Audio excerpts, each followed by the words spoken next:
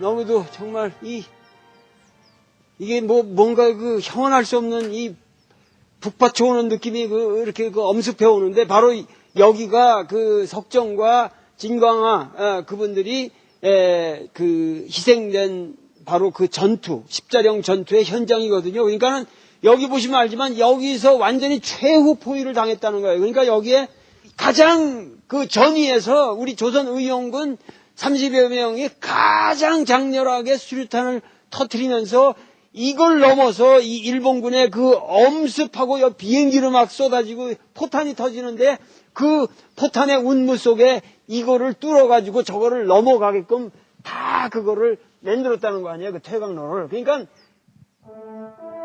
윤세주와 진광화는 저 V자로 되어 있는 양쪽 고지를 점령하기 위해 올라갔다. 수류탄을 던지고 던지면서 불굴의 투혼을 발휘했다. 그런데 그때 바로 이 골짜기에 팽덕회와 등소평이 있었던 것이다. 이 두 사람은 윤세주와 진광화 덕분에 이 십자령을 무난히 넘었다. 훗날 팽덕회는 6.25 전쟁에 참전한 100만 중공군의 총사령관이 되었고, 등소평은 중국의 개방 정책을 주도하면서 아시아 역사의 새로운 물꼬를 텄다. 진광화, 윤세주가 아니었더라면 이 두 사람은 십자령의 유언이 되었을 것이다.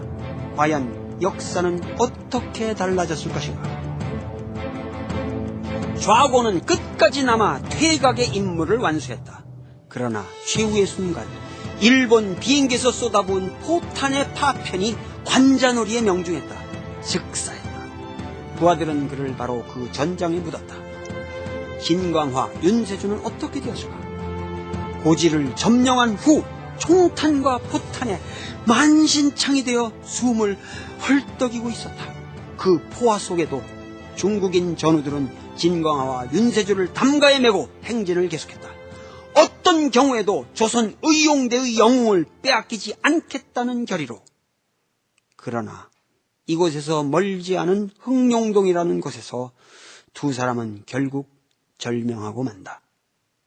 당가에 매가지고 이리로 그냥 중상된 두 분을 끌고 일로 간 거예요. 그러다가 저 밑에 흥룡동이라는 데서 절명을 하시고 만 거죠.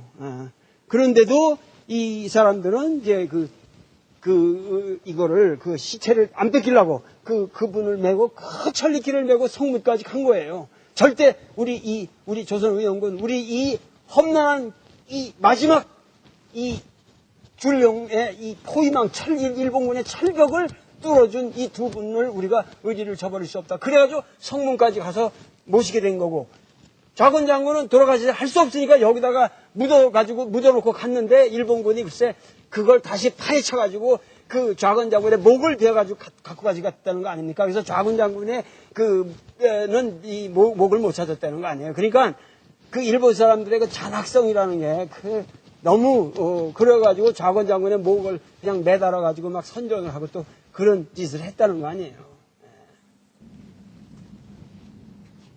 우리 조선의 젊은이들, 조선의용군의 사람들은 이 세계사적인 역사의 길목에서 혁혁한 무공을 세웠습니다. 그리고 희생되었지만은 지금 이 자리에 그 이름이 기억되어 있습니다. 저는 이제 그 줄명을 그들의 혼과 더불어 함께 걸어가고 싶습니다.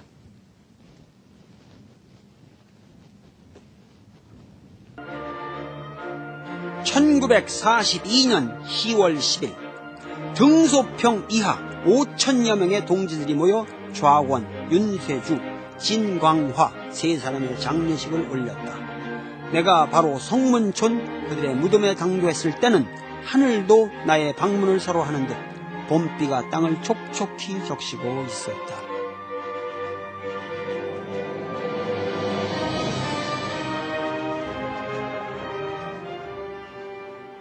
나는 좌권 묘역 곁에 더 높게 자리 잡고 있는 윤세주와 진광화의 묘소로 올라갔다. 태양산이 한눈에 들어온다. 웅장한 묘소에 조선민족 영령이라고 풀어쓴 갸륵한 글씨가 눈에 들어온다. 석정 등지! 순간 왈칵 눈시울이 뜨거워졌다.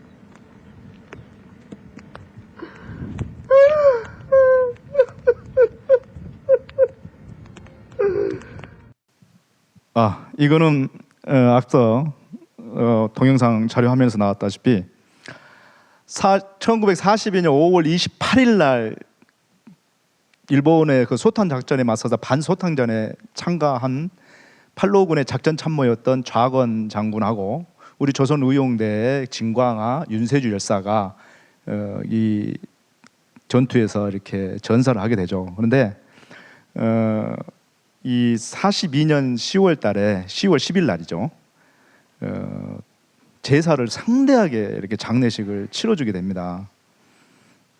이 연화산에 있는 이 묘는요, 이 진광아 열사, 이 윤세주 열사의 묘는 마오쩌둥이 풍수가를 대동해서 직접 묘자리를 잡아줬다 그래요. 그 아래쪽은 이 자곤 장군이고 그 위에 있는 이 지대는 우리 두 분 열사님들이 여기에 그 안장되어 있고요. 여기에는 한 분 더 열사님들이 계세요. 같이 전우였던 항일 투쟁을 같이 했던 분이 나중에 해방 이후에 한참 지나서죠. 자기가 죽으면 여기에다가 묻어달라고 해가지고 이게 뿌려달라고 해가지고 여기 화장해서 하려고 해서 이 가운데 어디쯤에 그분 한 분도 같은 그 대원이었다고 그래요. 그분도 거기에 지금 같이 이렇게 안장이 되어 있는데요. 이 묘는 초장지예요. 1942년 10월 10일 날 대대적으로 그 장례를 치르면서 이 묘를 조성하게 되고, 그리고 나서 1950년 10월 한국 전쟁이 일어나는 그해 중공군이 이 압록강을 넘은 그 시점에 한단시가 옛날에 전국시대 때 조나라 수도군요. 그 한단시 한 중심에 진기로의 혁명열사 능원을 조성할 때 그때 이 두 분의 시신을 혁명열사 능원에다가 안장을 해요. 그래서 정말 관리를 잘 해놨어요. 쉽지 않거든요. 그만큼 이 두 분 열사님들이 이 팔로군과의 그 항일 무장 투쟁을 할 때 자기들의 그 팽덕회 덩샤오핑 이 두 사람을 구해줬기 때문에 그에 대한 은혜가 뭐 하늘을 찌르죠. 그래서 웬만하면 중국인들이 혁명 열사 능원 자기네의 국립묘지에다가 쓰지 않은데 자기들도 어쩔 수 없는 거죠. 명확하게 자기 동지들을 구해줬기 때문에. 그런 것들이 저는 처음에 믿기지가 않아서 관련된 문헌들, 중국 문헌이죠. 문헌들 또 관련 연구자들에게 계속 제가 물어봤어요. 이 다큐멘터리를 보고 나서. 그런데 그게 사실이더라고요. 이 지역은 제가 14번을 갔습니다. 유학 중에. 박사과정 때. 그 바쁜 와중에도 여기 이 탐방을 4번을 갔어요. 14번을. 자, 아까 거기 방금 그 사진은 초장지 묘로 한다면 1950년 10월 달에 국립묘지를 만들었다고 조성을 했다고 그랬죠. 그때 이렇게 진광아 열사는 1934년도에 중국 공산당에 가입을 했어요. 그래서 이 사람은 공산당원이고 윤세주 열사는 공산당에 가입을 하지 않았습니다. 그랬을 때문에 여기는 소위 말해서 영광급 묘역, 진광아 열사는 장관급 묘역에 이렇게 안장이 돼 있어요. 근데 굉장히 잘 해놨어요. 굉장히 막 가슴 뭉클하고 막 눈물도 나고 그러는데 처음에 갔을 때요. 여기는 지금 서 있는 두 친구들은 중국인 애들이에요. 이렇게 무릎 꿇는 애들은 우리 조선족 동포 우리 북경대 대학원생이고, 저 목례하고 이렇게 고개 빳빳이 서 있는 이 두 애들은 우리 저 클래스메이트, 저 박사과정의 클래스메이트 애들이요. 얘들은 굉장히 엘리트이기 때문에 중국 공산당, 청년 공산당 거기 그 공청단에 가입돼 있는 엘리트들이 얘들이 나중에 나서 이제 중국 정치가들이 되는 거죠. 시진핑이나 후진타오나 이런 사람들이 후진타오나 리커창 이런 사람들 다 공청단 출신들이에요. 1기, 2기생들이죠. 그래서 올라가죠. 정치 그렇게 주석까지 올라가지 않습니까? 자, 우리가 이제 북경대학교의 그 한국 유학생들하고 중국 북경대학교 중국인 유학생들 중국인 공청단 출신 소속되는 학생들하고 같이 연합을 해가지고 이 지역을 탐방을 갔어요. 근데 왜 이 지역을 왜 중국 공청단과 같이 가야 되느냐? 이 지역은 우리 조선 의용대의 우리 선열들하고 중국 팔로군의 그 후신이 인민해방군이거든요. 인민해방군의 전신이 팔로군이기 때문에 같이 항일 무장 투쟁을 공동 연합으로 했기 때문에 우리 한국인들만 가면 의미가 없는 거예요. 주변에 널려 있는 게 중국인들인데 잡아다가 가야죠. 그래서 공청단 애들 이야기를 해가지고 그 담당 주임 선생님한테 이야기를 해가지고 애들하고 같이 이렇게 해서 같이 갔죠. 굉장히 이 센세이션을 일으켜서 반향이 그렇게 좋았습니다. 아주. 자, 그 옆에는 무명영사의 묘예요. 지금 여기 술 지금 이 제주 있잖아요. 이분이 약상 김원봉 선생의 막내 여동생의 둘째 아들입니다. 김태형 회장님이란 분입니다. 미국에서 좀 살고 계시고 사업을 하시면서 이렇게 하시는데 이분이 우리 그 북경대 역사 탐방을 할 때 동참을 했어요. 그래서 같이 이제 이렇게 와서 이렇게 술도 따르시고 이렇게 합니다. 이게 이제 2010년도에 북경대학교에서 한중 대학원생을 역사 탐방을 했습니다. 이때 제가 여기 유학생 회장을 했어요. 두 번째는 2011년도에 우리 후배가 또 후배 4대가 제가 3대 회장이었거든요. 4대에서 역사 탐방을 갑니다. 4대 회장 너 역사 탐방 이거 안 오면 너 회장 선임자 지명 처리하겠다. 그렇게 하니까 오케이 하겠습니다. 그렇게 해서 역사 탐방이 또 두 번째 이어진 거예요. 총 4번 이어졌거든요. 1년에 한 번씩. 자, 여기에 누가 갔냐? 제일 앞에 보시면 한상진 교수님이 계세요. 보이시죠? 연구수행회라고 하는 데 있잖아요. 그 위에가. 이분이 이제 한상진 교수님, 서울대학교 그 사회학과 명예교수님이잖아요. 제가 이분 집에서 제가 1년 반을 머물면서 이렇게 박사학위 논문을 썼거든요. 마지막. 저한테 상당히 많이 은혜를 좀 주신 분이고, 그다음 제 뒤쪽에 가면은 저 선글라스 끼신 분이 서울대학교 신문방송학과 그 교수님이신 저기 강명구 교수님. 그 옆에 창원대학교 역사학과 백범일지를 그 저기 하셨던 번역하시고 하셨던 그 도진순 그 교수님도 계시고, 그 밑에 백발이신 이제 우리 그 이시재 교수님이 계시고, 자, 이분들이랑 같이 우리 중국인 학생들 또 조선족 학생들 같이 해서 이렇게 또 이 역사 탐방을 가게 됐습니다. 예. 밑에 여기 보시죠. 여기에는 또 우리 그 윤세주 경남 밀양의 윤세주 열사 기념 사업회에서 이 지원을 해줘가지고 밀양 지역에 있는 학생들을 이 역사 탐방을 하는데 굉장히 많은 기여를 했거든요. 그래서 여러분들 이분들이 성문촌하고 그 한단시에 있는 그 혁명 열사 묘지에 이렇게 탐방을 해서 찍은 사진들인데요. 자, 여기에 이분들은 윤세주 즉 김원봉 선생님의 그 막내 여동생인 이 김학봉 여사님, 고 김학봉 작년 2월달에 돌아가셨는데요. 이 김학봉 여사님하고 그 옆에는 윤세주 열사님의 그 종손녀, 그러니까 자기 할아버지의 막내 동생이래요. 그 종조 분이죠. 이분이 지금은 이제 91세인데, 그래서 이 두 분이 이렇게 다 밀양 출신입니다. 자, 제가 밀양에 한 5번 갔습니다. 제가 밀양에는 인연이 되게 쉽지 않은데, 저는 영광이었기 때문에요.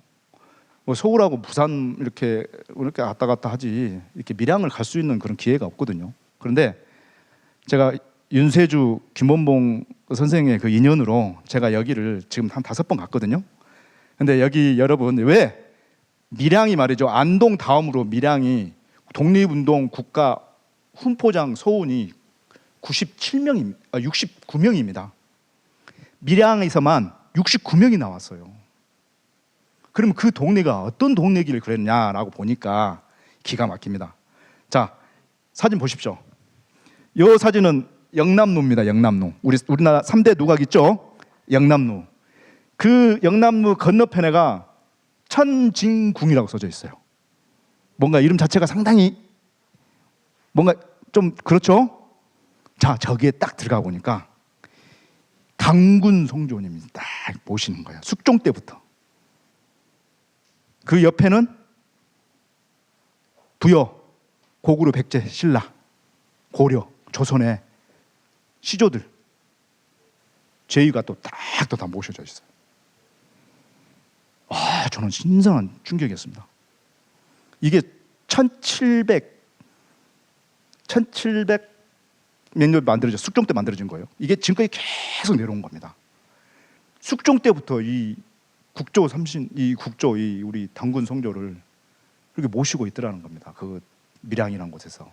이런 정신과 기계를 이어받은 그 지역민들이 독립운동 투사가 안 나오면 그건 이상한 거죠. 거기에 김종직 선생도 거기 출신이거든요. 그다음 표충사가 있어요. 그 사명대사. 그죠? 여러분 혹시나 밀양 가시게 되면 가보세요. 굉장히 산세가 보통 산세가 아닙니다. 저 같은 이 낯선 사람들 가더라도 보통이 아니에요. 제가 여기를 천진궁을 가봤거든요. 굉장합니다. 깜짝 놀랐어요. 그래서 지금 여기 오늘 지금 현재 밑에 지금 여기 우리 그 김수곤 선생님 개천절날, 음력 개천절날 이 제를 올리는 그 주관을 하고 계시는 거고, 그 옆에 또 이렇게 통일기원회 해가지고 조선 국조 당군상이 또 이렇게 딱 있는 데서 이렇게 사진을 찍어가지고 어제 찍어서 나한테 보내신 거예요. 이 강의를 한다 하니까. 자, 그렇게 해서 이 밀양 땅에서 그런 위대한 독립운동가 투서들이 79명이 나오고, 그 중에서 이 김원봉 선생님이나 윤세주 여사 같은 이 거물급이 독립운동가들이 배출됐던 그 배경에는 바로 이러한 밀양 지역의 어떤 이런 그 국통맥, 국가혼, 민족혼, 계속해서 지역사회의 그런 것들이 전승되면서 그게 영향을 받아서 그런 어떤 독립운동가들이 대거 배출되는 그런 어떤 그 배경이 아니었나 생각을 하게 됩니다. 자, 여기까지는 조선 의용대로서 끝나고, 자, 두 번째는 뭐냐? 조선 의용군입니다. 조선 의용군. 자, 조선 의용군은 뭐냐? 1942년 5월 28일 날 그 전투가 일어나서 희생을 당했죠. 자, 이후에 이제 조선 의용군이 지리멸멸한 거예요. 이러다가 다 죽게 생겼거든요. 팔로군 입장에서 봤을 때, 마오쩌둥 입장에서 봤을 때, 모택동 입장에 봤을 때. 그래서 어떻게 되냐? 42년 7월 달에 조선 의용군 하북지도를 만들고, 그 다음에 그 위에 정치 조직도 독립동맹, 조선 독립동맹으로 만들게 됩니다. 다시 개편하게 되는 거예요. 자, 그러면서 43년도에 팔로군 내부, 연안 정권 내부에서 이 정풍운동이 일어나게 됩니다. 그 불순분자를 색출하기 위한 하나의 그 사상 투쟁인데요. 그러면서 이 팔로군의 그 대장정도 같이 했던 우리 조선인 중에 한 명인 무정장군이라면, 이름이 성이 김씨예요. 김무정이에요. 무정이 계속 우리 국민들은 무정 알고 있는데 그 무가 성이 아니고 김무정입니다. 그래서 김무정 장군이 조선 의용군 나중에 가서는 사령관이 되는 거예요. 그래서 완전히 42년 7월 이후부터 43년도 이후부터서는 이 조선 의용군이 팔로군 부대로 들어간 거예요. 그래서 어떤 분들은 보수 인사들은 그런 이야기합니다. 조선 의용대는, 김원봉이가 만든 조선 의용대는 빨갱이고 한국 전쟁에 발발하는데 최선봉이 됐다. 이 말은 거짓말입니다. 42년 5월 28일부로 김원봉의 조선 의용대는 거기서 끝나게 됩니다. 윤세주 열사가 사망한 이후 전사하고 나서부터 끝나게 되고, 그 다음에 이 김원봉 선생은 나중에 41년도 2년도에 광복군 부사령관 겸 제1지대장으로 광복군으로 임시정부 산하에 있는 한국광복군으로 편입돼 들어가게 됩니다. 그러니까 이 시점을 기준으로 해서 조선의용대는 항일 투쟁의 군사 대오로서의 조직이고, 이후에 조선의용군이 붙는 것은 무조건 팔로군 산하에 있는 통치를 받은, 지배를 받은, 컨트롤을 받은 이 무장 조직이 바로 조선의용군입니다. 의용군은 바로 전투부대예요. 정규군이에요. 자, 그래서 어떻게 되느냐? 43년 말부터 44년도에 팔로군, 태양산에 있던 이 팔로군들이, 우리 조선 의용군들이 나중에 연안으로 갑니다. 연안에 가서 군정학교에서 다시 재교육을 받고 다시 거기에서 심기일전을 이제 합니다. 자, 그러다가 45년 8월 7일 날 일본군이 곧 그 항복할 것 같은 그런 분위기에서 이 중국 팔로군 마오쩌둥의 지시를 받은 이 주덕이, 팔로군 총사령관 주덕이었거든.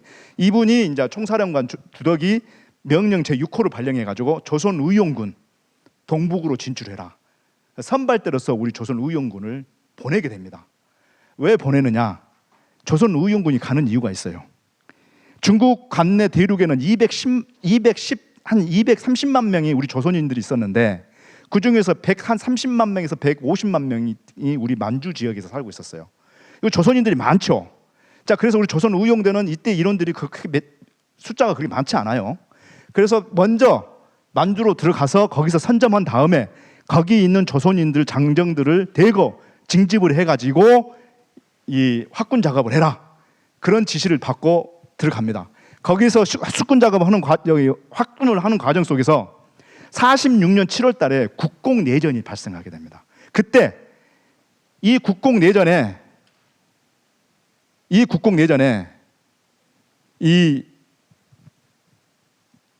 1지대, 2지대, 3지대가 1지대, 3지대, 5지대가 있거든요. 이 세 개의 이 조직 애아 부대들이 나중에 중국 국공내전에 참전을 하게 되는데 혁혁한 공을 세워요. 그래가지고 중국 인민해방군 166사로 이게 증편이 됩니다. 제 의용군 제1지대가 이홍광지대라고 그렇게 이야기해요. 제3지대는 뭐냐? 164사단으로 확장이 돼요. 또 제5지대는 독립 11사단으로 확장이 돼요. 이 독립 11사단은요, 하이난도까지 내려갑니다. 이 부대가. 나머지는 그 중간에서 다 하다가 다시 만주로 백했거든요. 근데 이 독립 11사단은 하이난도까지 내려가요. 자, 그런데 여기까지는 좋아요. 이제 이게 문제입니다. 자, 1945년 5월 달에 양자강을 인민해방군이 넘기 시작하면서 중국은 마오쩌둥의 소나기에 들어오기 시작합니다. 이때 중경에 있던 장개석이는 비행기를 타고 타이완으로 도망을 가게 됩니다. 자, 그러면서 전쟁은 서서히 마오쩌둥의 승리로 귀결되기 시작하면서 이때 한반도의 북쪽에 이 김일성이라는 이 민족의 이 자기도 마오쩌둥처럼 자기도 한번 우리 남쪽을 한번 무력 통일을 해서 한번 잡아보겠다, 그 야심을 품기 시작합니다. 그래서 49년 3월 달에 박헌영을 데리고 스탈린에 가서 윤호를 받으러 갑니다. 스탈린 동지가 지금은 때가 이르니 좀 기다려라, 비토를 합니다. 다시 백합니다. 자, 우리 김일성이는 자기 최측근이 기밀을 시켜서 마오쩌둥한테 특사를 파견시켜서 뭐라냐, 당신네들이 지금 인민해방군 소속되는 이 조선군들을 보내라고 합니다. 귀화시켜라. 왜냐? 국공내전을 할 때 굉장히 많은 후방 지원을 해줬거든요. 북한에서 김일성이가 만주 지역에서 국공내전을 하면서 굉장히 위태로울 때 북한에서 엄청나게 지원을 많이 해줬어요. 그걸 마오쩌둥이 알고 있는 겁니다. 그래서 오케이, 전쟁이 다 끝났는데 뭐 보내주지. 그래 어떻게 돼요? 국공내전 3년 동안 국공내전에서 갈고 닦은 이 베테랑들이 1949년 7월부터 시작해서 1950년 4월까지 약 5만 5천 명에서 6만여 명이 북한 인민군으로 편입이 됩니다. 그래서 자, 어떻게 되느냐? 북한 166사단은 북한 인민군 육사단으로, 이게 여기서 여러분들 잘 우리 기억해 두세요. 164사단은 북한 인민군 5사단으로, 제5지대는 15사단이 이 북한 인민군 제7사단으로, 나중에는 12사단으로 바뀝니다. 자, 거기에 사단장이 누구냐? 박호산, 김창만, 전우, 최하립. 이 사람들은요 굉장한 엘리트예요. 머리도 좋을 뿐더러 이 지도력이나 이 작전 운영 능력이 굉장히 탁월합니다. 이 사람들이 바로 어떻게 되느냐? 자, 이렇게 됩니다. 자, 지금 상당히 어려운데 지금 저 빨간 선 있죠? 저 가위표 3개 쳐진 거 있죠? 저게 군단이에요, 군단. 저 군단인데 한 5만 명, 6만 명 이내 하나의 군단이라고 생각하시면 됩니다. 저 2군단과 1군단으로 이렇게 나눠져 있었어요. 한국 전쟁 발발 직전에. 자, 저렇게 나눠져 있어요. 저기에 우리 그 1군단에는 6사단, 3사단, 4사단 다 조선 의용군 출신일 뿐더러 의용군에서 거기 사단장이 다 조선 의용군 출신들이에요. 저기 우측에 있는 저 2군단도 마찬가지로 저기에 2사단, 저 위에 5사단 이런 부대들이 다 조선 의용군, 다 뭔가 현장에서 갈고 닦은 베테랑들이에요. 그런 사람들이 최전방에 되게 다 배치되어 있습니다. 이때가 정확하게 북한 인민군이 한국전쟁이 일어날 때, 북한군이 일어날 때 18만 9천 명이었어요. 우리 한국군은 얼마였냐? 10만 명 정도 됐습니다. 자, 여기서 중요한 건 뭐냐? 지금 좌측에 있는 분이 방호산 인민군 6사단입니다. 이 사람이 북한군 6사단이 최초로 한강 도하를 해요. 6사단이 어디 있습니까? 자, 여기가 있죠. 개성 있죠. 이쪽에 옹진반도 이쪽, 저 6사단 이쪽에서 치고 내려오면서 한강을 최초로 도하를 합니다. 방호산 이분이 굉장한 유능한 똑똑한 지도자거든요, 사단장. 자, 이분이 지금의 서해안 축선을 타고 막 물묻듯이 내려옵니다. 저희 영광에서 3일간 머물러요. 사단 사령만 머문 게 아니라 애합 중대 규모가 머무릅니다. 어르신들이 그런 말씀 하시더라고. 3일간 머물다가 이제 이렇게 갔다 오래요. 자, 어디로 갔느냐? 동선을 보니까 이 방호산 6사단이 실전에 베테랑이었던 이 6사단이 목포로 해가지고 섬진강으로 순천 여수로 해서 섬진강을 건너서 하동에서 누구를 만나냐? 지금 옆에 있는 사람이 누군지 아십니까? 최병덕 전 육군 참모총장입니다. 이 양반이 친일 장교예요. 근데 병기관이야. 무기를 관리하는 분이지 작전총은 전혀 관계가 없는 분이야. 그래서 워낙에 이 이승만한테 이 정권에 이게 아부를 잘했는지 참모총장 별세개가 됐어요. 그 당시에 참모총장 별세개였습니다. 이분이 한국 전쟁이 일어났을 때 전혀 방비를 못한 거 아무것도. 그 전쟁이 일어나는 그 날 나중에 한국 전쟁 할 때 제가 신랄하게 내가 여러분한테 여기 있는 그대로 내가 설명을 할 테니까요. 이 양반이 그래서 메가다 사령부에 의해서 보직해임을 당합니다. 강등돼요. 무능하기 짝이 없으니까. 그래서 어떻게 되냐? 경남 지역 방위군 사령관으로 원스타가 돼가지고 내려옵니다. 그때 자기 해하에 500여 명을 거느리고 있었는데, 이게 향토군이죠, 향토 예비군. 거느리고 있는데 이 하동에서 방호산 이 베테랑 부대, 이 방호산의 수색대 30명이 수색 정찰을 나가요. 미리서 전방에 저기 적군이 있는가 없는가 하는 수색 정찰을 나갔는데 마침 우리 국군 복장을 하고 유장을 하고 갔어요. 그때 이 최병덕이라는 사람이 우리 국군 복장을 하고 오니까 30명이 막 떼거지로 오니까 숨어 있다가 딱 일어나서 귀관들은 어느 부대 소속이니까 이렇게 해요. 그때 수색대원들 한 명이 그대로 관자놀이를 마칩니다. 여기를 받고 바로 즉사를 해요. 그런데요, 이분을 위한 추모비가 거기 그 현장에 그대로 추모비가 건립되어 있어요. 2호선 국도가 지나가는 그 근처입니다. 자, 거기에서 육사단은 미군 약 300명을 몰살시켜요. 그래서 마산까지 진출했는데 마산에서 이 미군 25사단하고 전쟁 중에 아작이 납니다. 인천 상륙작전이 이루어져 버리고. 그래서 이 방어산 부대는 육사단을 데리고 태백산맥으로 야밤 도주를 하죠. 워낙 그 태각을 잘해서 김일성한테 군단장으로 진급을 받습니다. 저기 뭐 계급 1계급 진급이 됩니다. 군단장이 돼요. 방어산이라는 사람이. 자, 그 중에서 일부가 어떻게 되느냐? 빨치산이 되는 거예요. 남부군. 그래서 남부군의 총사령관 누구였죠? 이현상이라는 사람. 그 사람이 바로 이 잔당들을 데리고 태백산맥에서 덕유산에서 지리산에서 그때 최대 인원이 한 5만 명 가까이 됐다고 그래요. 그 정도면 일개 군단 규모입니다. 빨치산들이. 그것을 통솔했던 사람이 이현상이에요. 자, 그런데 이현상이는 가까운 데 살아요. 금산 사람이에요. 충남 금산 사람. 자, 이 사람이 1953년도 9월 12일 날 차일력이라는 총경이 있어요. 조선 의용대 출신입니다. 이 양반이 독립 후에 한국에 들어와서 경찰에 입문해가지고 전투경찰 토벌대 진압군 대장이 돼요. 그 하동 일대에서 이 양반이 토벌대 대장으로서 이현상을 하동에 있는 그 빗정골에서 사살을 합니다. 그 시체를 이승만은 이를 갈고 있는 그 이승만 그쪽 지도부에서는 이를 갈고 있는 그 사람이 이놈을 죽였으니 얼마나 좋겠어요. 서울로 바로 압송하라는 거예요. 그래서 소금에다 절여가지고 그때는 얼음이 없잖아요. 소금에 절여다가다 어디가 어디냐 창덕궁에서 그 당시에 창덕궁은 아마 그 동물원이었을 겁니다. 일본 조선 총독부에서 그렇게 만들었을 거예요. 거기에다가 전시를 해요. 몇 주 동안? 2주 동안.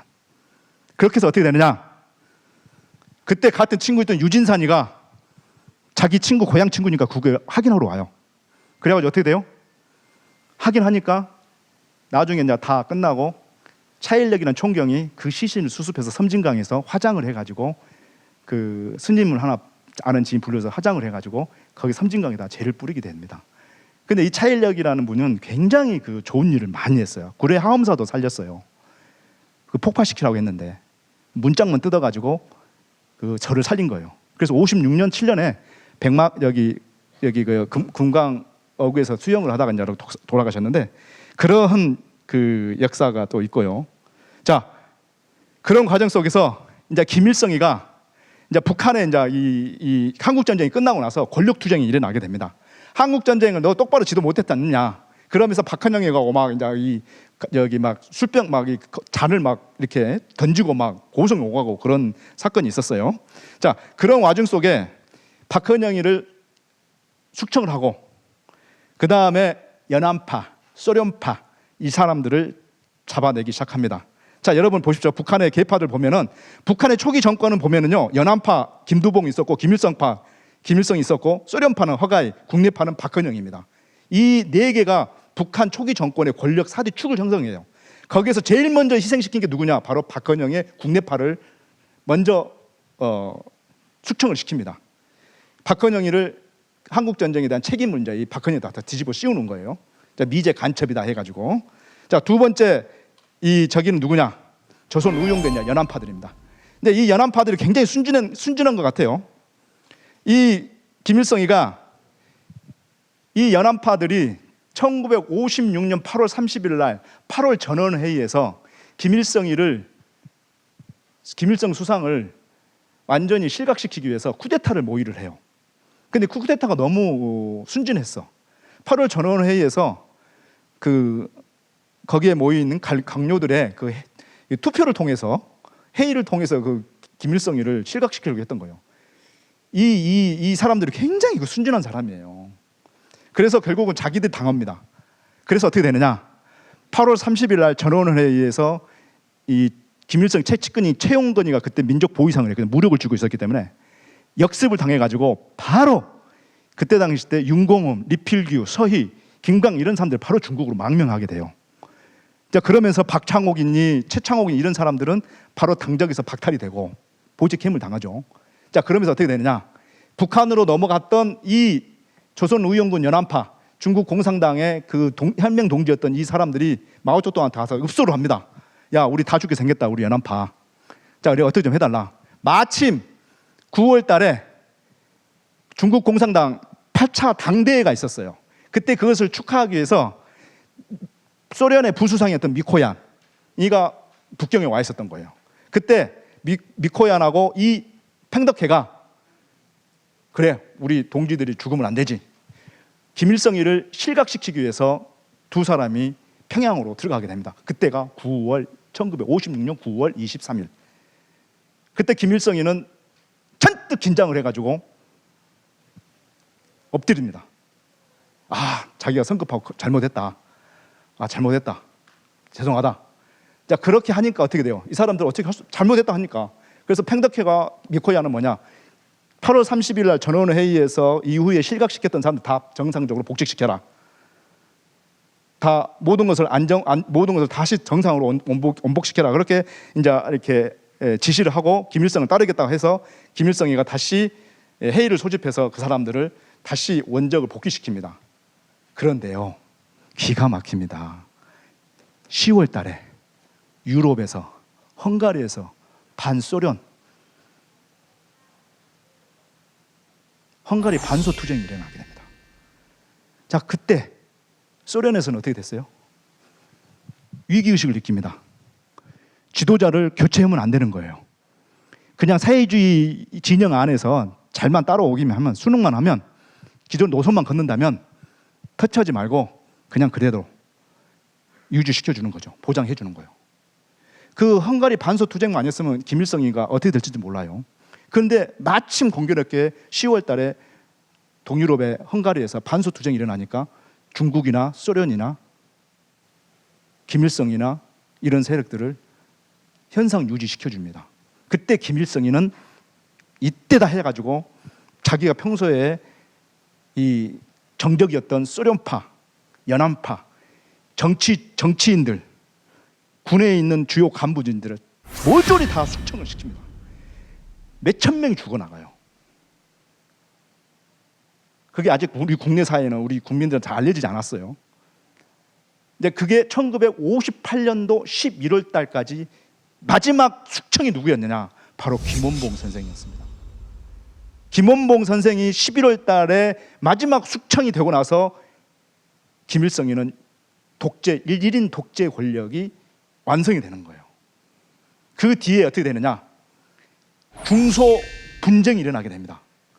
자, 군소 분쟁이 일어나니까 중간에 깼던 김일성이는 이때도 혹이다 해가지고 양쪽한테 이 패를 던지죠. 미끼를 던집니다. 그래서 어떻게 돼요? 1961년 7월 6일 날, 7월 4일 날, 7월 6일 날 중소 동맹 군사 동맹 조약을 맺어요.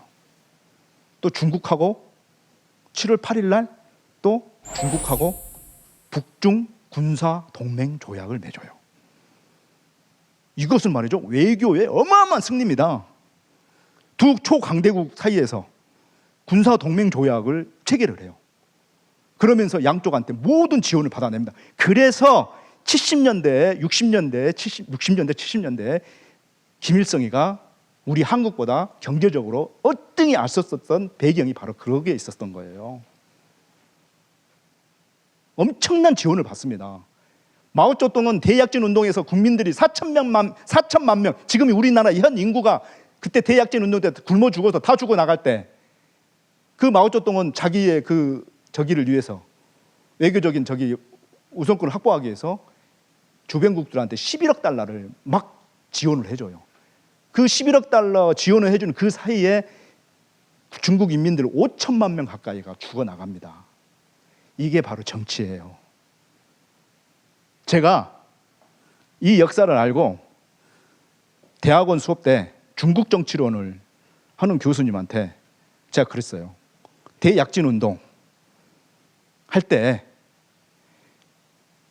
그 5천만 명 가까이가 굶어 죽었는데 그 인민들이 굶어 죽어가는 사이에 너네 마오쩌둥 주석은, 당신네 마오쩌둥 주석은 자기의 어떤 국가 이미지를 위해서 베트남인이 북한한테, 몽고한테 그 당시에 11억 달러를 지원을 해주더라. 이게 말이 되느냐? 그 당시 때 마오쩌둥이가 그렇게 중국이 코너에 몰리지도 않았다. 도대체 뭐냐? 누가 책임을 지느냐? 교수도 굉장히 당황한 거예요. 왜냐? 마오쩌둥을 함부로 비판한다거나 함부로 이렇게 뭘 말을 할 수가 없어요. 거기는 신이에요, 신. 근데 유학생인 제가 면전에 대놓고 유학생들 중국인 학생 같이 수업을 받고 있죠. 한 15명, 18명. 대학원 수업은 적으니까. 내가 그렇게 이야기를 했어요. 도대체 통치권이나 행위라 하지 마. 누가 그 5천만 명 인민을 죽였는데 어떻게 그 책임을 줬죠? 왜 안 지냐? 누가 지느냐? 교수님도 얼굴이 빨개가지고 당황해요.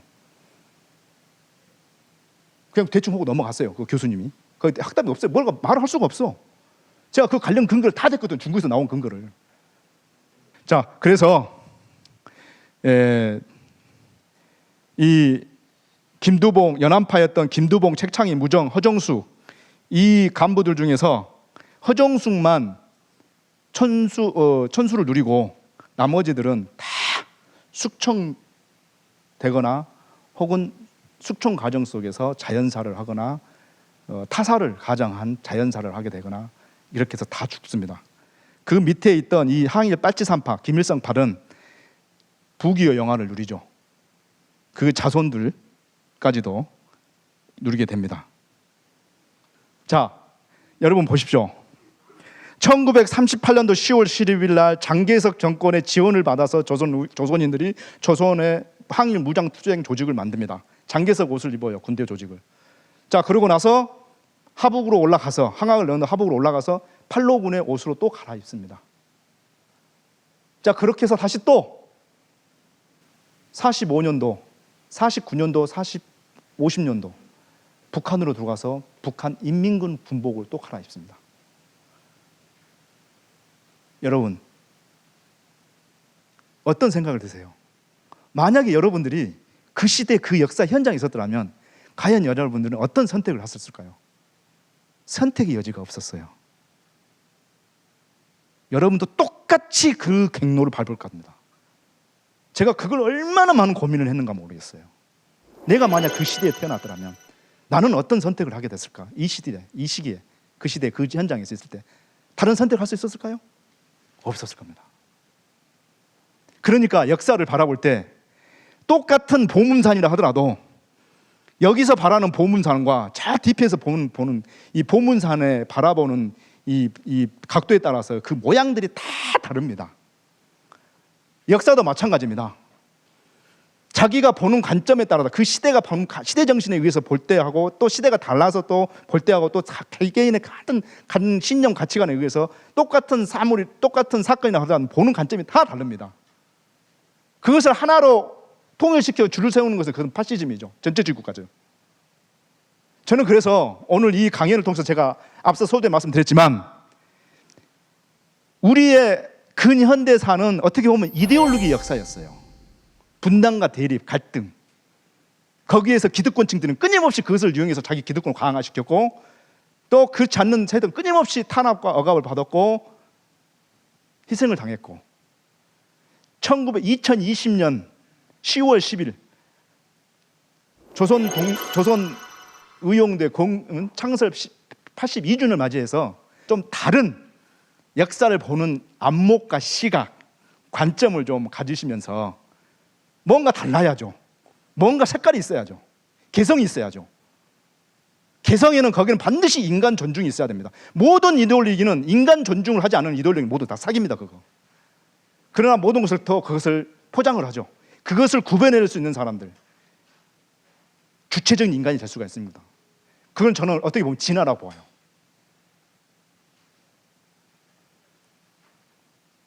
거창한 것도 아닙니다. 제가 오늘 이 중국에서 책으로만 시간의 역사를 통해서 책으로만 공부한 게 아니고 제가 그 역사 현장을 다 갔어요. 단동도 가고 압록강 그 두만강도 다 가봤습니다. 그쪽은 5번 갔고요. 여기는 14번 갔고요. 거기서 제가 현장에서 느끼는 게 뭐냐? 이데올로기로서의 모든 관점을 바라보는 시각은 이제는 과감하게 청산하고 과감하게 끝내야 된다. 역사는 역사 그 자체로 바라봐야 된다. 그래야만이 거기서 역사를 보는 관점과 역사 의식이 다 나올 수가 있는 거예요. 우리가 끊임없이 조선의용대, 조선의용군 사회주의 빨갱이 독립운동 단체라고 해서 폄하하고 애곡하고 그 우리 역사의 음지의 역사로 박제화시킨다면 우리의 역사 발전 끊임없이 진보는커녕 계속 퇴보할 수밖에 없습니다. 이것을 우리 자식들한테 손자들한테 물려주겠습니까? 더 이상 우리가 냉전 논리에서 반공주의 체제 속에서 냉전 논리에 의해서 기득권을 확보했던 그 사람들, 그 세력들에게 우리가 이용당하지 않으려면 우리들이 정확한 통찰과 역사 의식을 가질 때만이 거기서부터 우리가 자유롭고 저는 어떻게 보면 진정한 역사 강복이 되지 않나 하는 생각을 하게 됩니다. 이것으로 역사 독립운동사 강의 마치겠습니다. 감사합니다.